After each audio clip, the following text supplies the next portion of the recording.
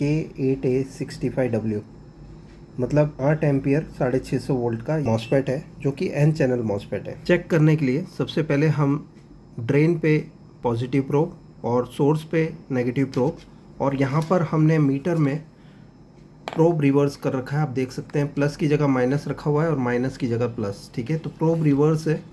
जब भी analogue metre से आप सेमीकंडक्टर चेक करते हैं तो आपको रिवर्स कर देना है प्रोब को। और हम अब चेक कर लेते हैं ये मॉसफेट। ओके, सो यहाँ पर सोर्स ड्रेन पे पॉजिटिव प्रोब रखा है मैंने और सोर्स पे नेगेटिव प्रोब। टच करते हैं तो क्या होता है, यहाँ पर आप देख सकते हैं ये कुछ बता रहा है रीडिंग। इसके बाद हम रिवर्स करते हैं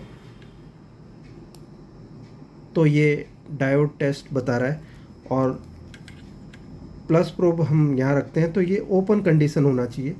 हम चेक कर लेते हैं ये ओपन होता है या नहीं। उसके लिए प्लस प्रोब को मैं यहाँ बीच में ही रहने दूँगा और माइनस प्रोब को उठा के गेट पर ट्रिगर दूँगा, माइनस ट्रिगर, और वापस चेक करूँगा तो ये बंद होना चाहिए जैसे कि अभी बता रहा है।